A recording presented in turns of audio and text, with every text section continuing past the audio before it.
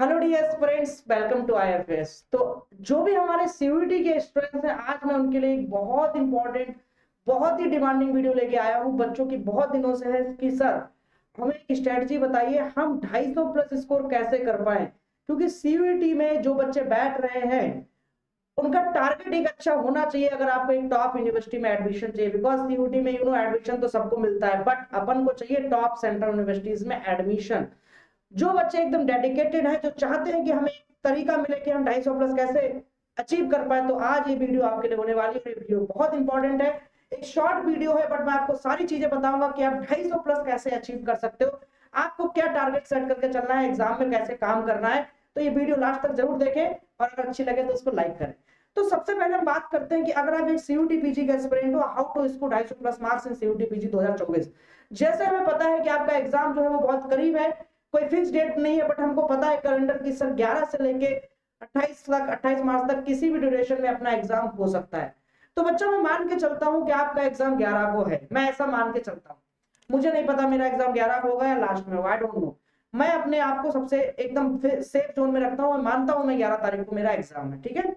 चलो, तो सबसे पहले बात आती है कि सर इस बार सबसे अच्छी बात है पेपर में कि सर केवल कोर सब्जेक्ट आने वाला है, कोई भी ए पार्ट नहीं है जिसमें आपका होता था एप्टीट्यूड, जीके, इंग्लिश जो भी होती थे, वो इस बार नहीं है। तो ये सबके लिए अच्छी बात है। आपको केवल फिजिक्स पे मेहनत करनी, बाकी चीजों पे आपको ज्यादा दिमाग नहीं लगाना है। और ये सबके लिए है, केवल अकेले के लिए उसको तो कोई इतना कोई चेंजेस नहीं, वो सबके लिए बराबर है, राइट। आपको पता है इस बार आपके पास 75 क्वेश्चन है। और मेरे प्यारे स्टूडेंट, आपको अगर बीएचयू चाहिए, आपको ड्यू चाहिए, आपको जेएनयू चाहिए, आपको रिस्क नहीं लेना चाहते, तो आपका टारगेट पहले से सेट होना चाहिए। आप अंधकार में नहीं चलेंगे, केवल नहीं पढ़ रहे हैं बस रैंडम पेपर देके आ जाएंगे, कभी भी ऐसे अच्छे मार्क्स नहीं आते। इसीलिए वीडियो आपके लिए बनाई जाती है। तो अगर आपको 250 प्लस अचीव करना है या 240 प्लस अचीव करना है, तो आपको मैं मिनिमम बता रहा हूं एक्यूरेसी के साथ 60 प्लस कहीं ना कहीं आपको करेक्ट करने पड़ेंगे with accuracy. 60 plus question you have to attempt with accuracy, तभी आपके मार्क्स अचीव होंगे। कोई बात नहीं, ऐसा लग रहा होगा सर ये तो आसान नहीं, बिल्कुल आसान नहीं। इसके लिए एक स्ट्रेटजी आपके पास होनी चाहिए, कैसे अटेंड कर सकते हो, पेपर का लेवल आपको पता ही है कैसा आता है। तो उसी के लिए हम बात करते हैं कि 60 प्लस क्वेश्चन हम कैसे करेक्ट कर पाए सर, किस माइंडसेट के साथ हम जाए। तो सबसे पहले आपके दिमाग में टारगेट सेट हो गया कि सर हमको कितने क्वेश्चन सही करने हैं, कम से कम 60 क्वेश्चन सही करने। एक क्वेश्चन हमारा, जैसे हमको पता है पैटर्न क्या है। सबसे पहले आपको अपने एग्जाम के पैटर्न को समझना चाहिए, समझना पड़ेगा, तभी आपको समझ में आएगा कि आपको कितना अटेम्प्ट करना है, कितना छोड़ना है। तो जैसे आपको पता है कि आपका जब पेपर में इस बार 75 क्वेश्चन आने बच्चे, और सारे के सारे क्वेश्चन आपके इस बार एमसीक्यू हों। एमसीक्यू में एक क्वेश्चन पे 4 नंबर मिलेगा सही होने पे, और एक गलत होने पे नेगेटिव मार्क्स मिलेगा। तो आपको यहाँ पे पता है ड्यूरेशन 105 मिनट की, टोटल पेपर 300 नंबर का है। मैं आपको बता रहा हूँ 240 से 250 प्लस कैसे अचीव करें। तो आपको इन 75 क्वेश्चन में 60 क्वेश्चन मिनिमम एक्यूरेसी के साथ करने पड़ेंगे, तभी आप एक टॉप स्कोरर बनेंगे जाके। ये बात ध्यान रखना, 60 प्लस आपको करने पड़ेंगे। मैंने बहुत ज्यादा नहीं बताया वरना बच्चे के साथ इतना पॉसिबल नहीं, बट 60 एक्यूरेसी के साथ, 60 या 60 प्लस आपको करना है अगर आपको टॉप यूनिवर्सिटी चाहिए। ये बात ध्यान रखें। इसके लिए क्या करना चाहिए, सबसे पहले आपने पैटर्न को समझ लिया, और मैं मानता हूं अगर आप एक सीयूटी पीजी का एस्पिरेंट हो तो पैटर्न आपको पता होना चाहिए कि सर कितना क्या टाइम है, कितना क्वेश्चन है और कितना हमारा टारगेट। बहुत बड़े नहीं पता तो अभी आपने समझ लिया। अब सबसे पहले बात आती है कि सर सिलेबस, सिलेबस को जानना बहुत इंपॉर्टेंट है कि सर सिलेबस हमारा 100% नहीं हुआ है तो हम क्या करें। सिलेबस है क्या, इसलिए मैंने आपकी स्क्रीन पे लगा दिया है। देखो बेटा, अगर आपका 80 से 85% सिलेबस भी है, आप ये स्कोर अचीव कर पाएंगे, क्योंकि आपको पता है पेपर का लेवल इतना टफ नहीं है, बस आपको सब आना चाहिए। तो अगर आपने 80 से 85% सिलेबस भी कवर किया है तो कोई घबराने की जरूरत नहीं है, बस इस टाइम पे आपको उसको रिवाइज करते रहना है। रिवाइज करते रहो, प्रीवियस क्वेश्चंस लगाते रहो। मैं आपको बताऊंगा अभी प्रीवियस क्वेश्चन कहां से मिलेंगे। आपका सिलेबस देखो, मैथमेटिकल मेथड्स से इंपॉर्टेंट मैकेनिकल, मैंने एनालिसिस भी लगाई है तुम्हारे लिए। Mechanics and general properties of matter, oxidation, based optics, सब सिमिलर जैम का सिलेबस है, कुछ नया नहीं है, ठीक है। उसके बाद आपका kinetic theory, modern solid state, and then आपका ईएमटी। ये आपके टॉपिक है 1 2 3 4 5 6 7, बेसिकली 7 टॉपिक आपके यहाँ पे रहने वाले हैं। और जिन बच्चों ने जैम की प्रिपरेशन करी है उनके लिए ये चीजें नई नहीं है, वो सब बच्चे ऑलरेडी पढ़ चुके हैं, राइट। आपने सारी चीजें ऑलरेडी पढ़ी हुई है अगर आपने जैम की प्रिपरेशन करी है, तो ये बात आपको पता है। आपको इस टाइम पे सिर्फ रिवाइज करना है। तो 80 से 85% मिनिमम सिलेबस आपको कवर करना पड़ेगा, अगर आपने नहीं किया है तो अभी। और मैं मान के चलता हूँ बच्चे ने जैम की प्रिपरेशन करी है तो उसने सिलेबस एटलीस्ट कर लिया होगा। इस टाइम पे सिर्फ आपको इस सिलेबस में महारत हासिल करने का मतलब रिवीजन करते रहना है। क्योंकि पेपर ऐसा है सीयूटी का कि आपको बस क्लिक करनी चीजें, आता है तो आप टिक करोगे, नहीं तो नहीं कर पाओगे। तो सारी चीजें क्लिक होनी चाहिए, सारी चीजें आपकी नॉलेज में होनी चाहिए, आपके दिमाग में, आपके भेजे में वो फार्मूला, वो कंसेप्ट फंसा होना चाहिए, वो थ्योरेटिकल कंसेप्ट फंसा होना चाहिए। बस पेपर का लेवल आपने देखा ही है। तो सबसे पहली बात है आपने सिलेबस कर लिया है, अच्छी बात है, 80 to 85% मिनिमम होना चाहिए, 100 है तो बैलेंस हो। उसके बाद आता है पेपर का एनालिसिस। ये देखो पेपर की एनालिसिस हमने कर रखी है, और पेपर की एनालिसिस आपको कहां पे मिलेगी, मैंने आपके लिए लगाई है, आपको आईएफएस की वेबसाइट पे मिल जाएगी। मैंने फिर भी लगा रखी, मैं आपको बता देता हूं। ये पेपर की एनालिसिस में मैंने आपको बताया है कि आपको कैसे पता लगेगा कि कौन से टॉपिक इंपॉर्टेंट है। देखो हमने अपनी वेबसाइट पे सारी एनालिसिस करके डाल रखी है, इससे पिछले सालों की एनालिसिस भी आपको मिल जाएगी। ये एनालिसिस इज वेरी इंपॉर्टेंट अगर आप चाहते हो एग्जाम में अच्छे परफॉर्म करना। ये भी एक स्ट्रेटजी का पार्ट होता है, ये भी एक रिसर्च का पार्ट होता है। तो जैसे आप देख पा रहे हो 2022 और 23 की एनालिसिस मैंने लगाई है। 2022-23 में 16 क्वेश्चन ईएमटी से आया है, 22 में 18 क्वेश्चन। तो आपको समझ में आ रहा है कि भैया ईएमटी हमको छोड़ना नहीं है, ईएमटी को बढ़िया से पकड़ के काम करना है। शॉर्ट नोट्स आपने बनाई है, रिवीजन करते रहो इस टाइम पे। क्लासिकल में देखो 2023 में 14 क्वेश्चन है, 2022 में 2 ही क्वेश्चन। मॉडर्न फिजिक्स में 10-13, थर्मो में एक भी क्वेश्चन नहीं आया, 2022 में एक भी नहीं आया, और यहाँ पे 9 क्वेश्चन आया, यहाँ पे आपके 9 क्वेश्चन है 10। तो ये आपकी एनालिसिस, ये आपको एनालिसिस कहाँ मिल जाएगी सर, देखो आईएफएस की वेबसाइट पे आपको ये सारी एनालिसिस मिलेगी, आप फ्री ऑफ कॉस्ट में इसको वहां से देख सकते हैं। कुछ नहीं करना है, आपको वहां पे जाना है, ऑनलाइन प्रोग्राम में सीयूटी को सेलेक्ट करना है, और ये सारे टैब दिखेंगे। इन टैब में आपको पेपर एनालिसिस पे आप क्लिक करेंगे तो ये एनालिसिस आपके सामने खुल के आ जाएगी। ये टोटली फ्री ऑफ कॉस्ट में रहता है, ये पूरा सेक्शन हमारे फ्री में है, सारे बच्चे इसको फ्री में एक्सेस कर सकते हैं। यहाँ पे आपके प्रीवियस एग्जाम के पेपर्स भी पड़े हैं, आप उनको भी लगा सकते हैं, और ये स्ट्रेटजी का पार्ट भी है। अब मैंने आपको बताया कि सबसे पहला हो गया, आपने एनालिसिस कर लिया। एनालिसिस करने के बाद आपको पीवाईक्यू खूब लगाने हैं। इस टाइम पे आप कुछ नया मत करें, सिर्फ सारे के सारे पीवाईक्यू भी अगर आप लगा डालेंगे रिवीजन करके पीवाईक्यू करके ही, मैं बता रहा हूं आपका सीयूटी पेजी का पेपर अच्छा हो जाए, 250 प्लस जो आपका टारगेट है वो अचीव होगा। तो सर आप पीवाईक्यू जरूर लगाएं, आपको सारे ईयर के पीवाईक्यू लगाने। कहां पे मिलेंगे आपको दिख रहा है, मैंने बार बार स्टूडेंट को बताया है। अगर बेटा आपको कहीं भी पीवाईक्यू नहीं मिल रहे हैं, गूगल पे सारे ईयर वाइज नहीं मिल रहे हैं, आपको कुछ नहीं करना है। जैसे हमने यहाँ पे देखो स्क्रीनशॉट लगा रखा है, आईएफएस की वेबसाइट पे ये सारे पीवाईक्यू पड़े हुए हैं। आपको ऑनलाइन प्रोग्राम पे जाके सीयूटी के सेक्शन में जाके फिजिक्स के सेक्शन में जाना है, ये सारे टैब खुलेंगे, उसमें आपको प्रीवियस एग्जाम पेपर पे क्लिक करोगे तो इस तरह से 2023, 22, 21, 18, 19, 17, 16, 5, 7 सब तक पड़े हुए सारे पेपर पिछले 10, 12, 13 सालों के पड़े हुए हैं। आप इनको वहां पे जाके डाउनलोड करके जरूर लगाएं अगर आप चाहते हैं 250 प्लस स्कोर करना, क्योंकि ये एक बहुत इंपॉर्टेंट रोल प्ले करता है। बेटा समय कम है, आपको नया कुछ नहीं पढ़ना है, बस पेपर रिवाइज करते रहो, बार बार पेपर लगाओ और बार बार रिवीजन करो। जैसे 2023 का पेपर चाहिए, नहीं है कोई बात नहीं, आईएफएस की वेबसाइट पे गए या फिर आपको कहीं से भी मिल रहा है, बट मैं आपको एक सिंपल सा सोर्स बता रहा हूँ कि यहाँ पे आपको सारे क्रम वाइज मिल जाए। अगर आपके पास है तो वेल एंड गुड, बस लगाना चाहिए, नहीं है तो यहाँ से जाके डाउनलोड करो, इस पे क्लिक करोगे तो डाउनलोड हो जाए, तो इसको आप डाउनलोड भी कर सकते हो फ्री ऑफ कॉस्ट। तो प्रीवियस ईयर पेपर हर एक एस्पिरेंट को इस टाइम पे लगाने हैं। अगर आपने नहीं लगा लिया है, एक बार सारे फिर से लगा, क्योंकि सीयूईटी का पेपर इतना टफ नहीं है, आपने पेपर देखा होगा, हमने कई बार डिस्कस भी करा है, अभी भी हमारे पिछले हफ्ते सीरीज चल रही है उसमें हमने देखा था कि पेपर आसान आता है। बट मुद्दा यह है कि आपको वो चीजें क्लिक हो रही है क्या, आपको वो चीजें बेसिक भी पता है या नहीं, इसलिए आपको रिवीजन जरूरी करना है। ठीक है, तो प्रीवियस पेपर जरूर लगा। कहाँ मिलेंगे, वेबसाइट पे सारे फ्री में आप डाउनलोड। उसके बाद आपको प्रैक्टिस क्वेश्चंस भी करने हैं। जब आपने प्रीवियस क्वेश्चन लगाए, प्रीवियस क्वेश्चन लगाने के बाद आपको नंबर ऑफ प्रैक्टिस क्वेश्चन भी लगाने हैं। ध्यान रखें, मतलब जैसे प्रैक्टिस क्वेश्चन का मतलब आपने कोई टॉपिक पढ़ा, आपने प्रीवियस लगा लिया, आपको लगता है और प्रैक्टिस की जरूरत है, आप उस टॉपिक से रिलेटेड प्रैक्टिस क्वेश्चन को लगाएं। आप क्या करें, जैम के लेवल के क्वेश्चन ना लगाएं ज्यादा, जैम के थोड़े बहुत आप लगा सकते हैं, बट आप कोशिश करें नीट के पीवाईक्यू लगा लें, क्योंकि जो पेपर का लेवल है 75 में से 50 समथिंग क्वेश्चन 11-12 के कॉन्सेप्ट लगा लें, आपके नीट के पीवाईक्यू लगा डालो उस पर्टिकुलर टॉपिक के, बस सिंपल। तो ये चीजें जरूर करें, प्रैक्टिस क्वेश्चन को मिस ना करें इस टाइम पे पीवाईक्यू। इस टाइम पे आपको 3 ही चीजें करनी है, revision plus PYQ plus practice अगर करना चाहो तो। और प्रैक्टिस के लिए आप एक काम कर सकते हो, टेस्ट, इसको एक ही मान सकते हो। इस टाइम पे टेस्ट लगाओगे तो उसमें भी नए नए क्वेश्चन मिलेंगे, उससे आपके डबल बेनिफिट होगा, आपका स्ट्रेटजी भी मिलेगा, आपको टेस्ट सीरीज से आप अपने आप को एनालाइज भी कर पाएंगे और आपका प्रैक्टिस भी होगा। मैंने आगे ऐड किया टाइम वेस्ट मॉक टेस्ट। आप क्या करेंगे इस समय, या आज कितनी तारीख हो गई, आज 28 हो गई, बिल्कुल सही समय है, आज 27 हो गई, बिल्कुल सही समय है मॉक टेस्ट लगाने का। टाइम लगा के, टाइम बांध के आप अपना मॉक टेस्ट लगाएं। This is very very important. कई बच्चों को हमने देखा है, जो बच्चे जैम दे के आए हैं वो बहुत अच्छे थे पढ़ने में, बट उनकी परफॉर्मेंस बिगड़ गई।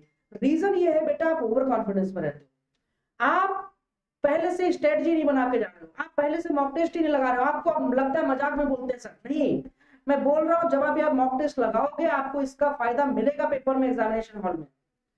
कई बच्चों की परफॉर्मेंस खराब हो जाती है एग्जामिनेशन हॉल में जाके, बाद में पछताते हैं कि सर ये मिस्टेक हो गई, ये कैलकुलेशन एरर हो गया, पैनिक कर गया मैं।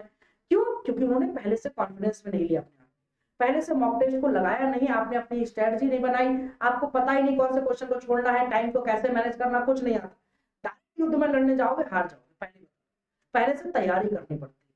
तो भैया कम से कम मॉक टेस्ट फुल लेंथ लगा के अपने आप को एनालाइज करो। मॉक टेस्ट का पर्पस ही यही है, आप अपने आप को एग्जाम से पहले तैयार कर रहे हो। आपको कौन बताएगा आप कितना तैयार हो, आपकी गलतियां क्या है, आपकी कमियां क्या है जो आपको दूर करनी है, वो मॉक टेस्ट बताए। तो ये मॉक टेस्ट आप इस टाइम पे शुरू कर दीजिए, डेली एक मॉक टेस्ट लगा के उसको एनालाइज भी करें, उसको एनालाइज करें कि आपकी मिस्टेक क्या, नंबर कम आएंगे कोई बात नहीं, नंबर कम क्यों आ रहे हैं उन वजहों को ढूंढें, उन वजहों को दूर करेंगे तो अगले मॉक टेस्ट में बाय डिफॉल्ट आपके नंबर बढ़ेंगे। ठीक है, कई बच्चे बोलते हैं कि सर मॉक टेस्ट में हमारे नंबर कम आ रहे हैं, राइट। कई स्टूडेंट बोलते हैं कि सर मॉक टेस्ट में हमारे जो नंबर है वो कम आ रहे हैं। तो भैया मॉक टेस्ट में नंबर कम आने की वजह यही है, आप अपने आप को टेस्ट को एनालाइज ही नहीं कर रहे हो, राइट। आप अपने पेपर को एनालाइज कर ही नहीं रहे हो कि आपकी गलतियां क्या है, और जब तक आप अपनी गलतियों को एनालाइज कर नहीं करोगे तो अगले मॉक टेस्ट में आपके मार्क्स कैसे सुधरेंगे बेटा। आपको उन मिस्टेक्स को एनालाइज करना है। जैसे मान लो आपने एक टेस्ट दिया, उस टेस्ट का दिया, उसका एनालिसिस किया, जब आपने उसका एनालिसिस किया उसमें मार्क्स कमाए कोई बात नहीं, टेस्ट पेपर का पर्पस ये है, you are learning it, you are learning something from test, आप कुछ सीखने जा रहे हो। Consider your mock test as a learning purpose, आप उसको लर्निंग पर्पस की तरह ट्रीट करो। आप उसको ही मत समझो आप एग्जाम दे रहे हो, उससे सीखना है कुछ, इस माइंडसेट के साथ दो। तो आपने एनालिसिस किया, आपने देखा अरे यार इस पेपर में ना टाइम मैनेजमेंट नहीं हो पाया, कोई बात नहीं, अगली बार मैं क्या करूंगा, जो क्वेश्चन नहीं बन रहे थे उनको मैं तुरंत स्किप करता जाऊंगा, तो ये हो गया। या फिर ऐसा हो सकता है उस पेपर में आपने क्या होगा, कुछ कंसेप्ट कमजोर रहा होगा, अरे यार शिट, ये क्वांटम मैकेनिक्स के क्वेश्चन बहुत गलत हो गए, इसका मतलब मुझे क्वांटम के नोट्स को रिवाइज करना है। यही चीजें आपको वहां से पता लगेंगी बेटा। तो ये टेस्ट पेपर देके उसका एनालिसिस करोगे, आपको बाद में जब आप दे लोगे 7-8 टेस्ट, आपको पता लगेगा आप कितने लेवल ऊपर आ चुके हैं। तो मॉक टेस्ट सभी को जरूर देना, ये बात ध्यान रखें।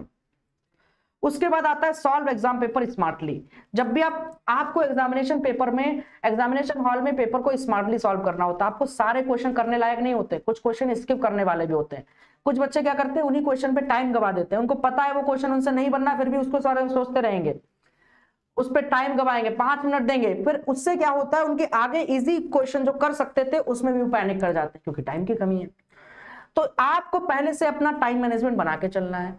वो कैसे आएगा, मॉक टेस्ट से आएगा। वो स्ट्रेटेजी आप मॉक टेस्ट से ही बनाओ, जो आप घर पे बैठ के टेस्ट दोगे वही चीज आपको वहां पे एक्शन में लेके आनी है। अरे भाई जब आप प्रैक्टिस कर रहे हो पहले युद्ध में लड़ने से पहले, जो चीज आप यहाँ पे करोगे उसी चीज को तो वहां इंप्लीमेंट करोगे ना, कि भाई मेरे को पता है कि दुश्मन की वीकनेस क्या है, मैंने उस पर पहले से काम कर रखा है, बस खत्म। अब जैसे ही वहां पे जाऊंगा लड़ने, वही काम, वही हथियार डाल दूंगा, मतलब समझ रहे, वही पासा फेंक दूंगा अपना। पासा फेंकने का मतलब आपने पहले से स्ट्रेटजी बना रखी कि भैया ये क्वेश्चन आएगा, मुझे पता है मैंने एसएसपी सॉलिड स्टेट नहीं पढ़ा है, तो जैसे ही क्वेश्चन आएगा मेरे अंदर एक हैबिट है कि मैं उसको स्किप कर दूंगा। ये हैबिट एग्जामिनेशन हॉल में डायरेक्ट नहीं आती, आपको टेस्ट पेपर से अपने अंदर डेवलप करनी पड़ती है। तो गेटिंग मी? तो पूरे पेपर को स्मार्टली सॉल्व करना है। जो क्वेश्चन आपसे नहीं बन रहा है उसको स्किप करें, क्योंकि अगला क्वेश्चन आपका इंतजार कर रहा है जो बहुत आसान है। आप हमेशा ध्यान रखें, आगे आने वाला क्वेश्चन आपका इंतजार कर रहा है। अगर इसी क्वेश्चन पे आपने समय गवा दिया तो आगे वाले क्वेश्चन आपसे नाराज हो जाएंगे और वो आपको नंबर नहीं देंगे, वो कुछ ना कुछ गलती आपसे करवा देंगे। तो अगले आने वाले क्वेश्चन को नाराज ना करें, इस क्वेश्चन को खुश करने के लिए आपको वो काम करना है। जो नहीं बन रहा उसको स्किप करो, टाइम बचता है दोबारा आके देख लेना। ऐसे होता है, स्मार्ट अप्रोच के साथ गेम खेलना है। अगर 75 क्वेश्चन है तो सारे के सारे नहीं करने हैं, हमको पता हमको 60 ही करने हैं, तो उन 60 को ढूंढो जो आपके जोन के हैं। 60 या 65 करने तो उन 65 को ढूंढो जो आपके जोन के, जो आपको नंबर देके, राइट। ये बात आपको ध्यान रखनी है। Feel confident you have done good preparation. तो आपका एग्जाम आने वाला है, आपको इस टाइम पे बिल्कुल काम रहना है, पॉजिटिव रहना, कॉन्फिडेंस बनाओ पूरे। ऐसा लगे तुम ही 30 मार्क खाओ, तुम ही सब कुछ, तुम्हें सब आता है, एकदम कॉन्फिडेंस बनाओ, कोई कॉन्फिडेंस की कमी नहीं होनी चाहिए, तुमको सब आता है।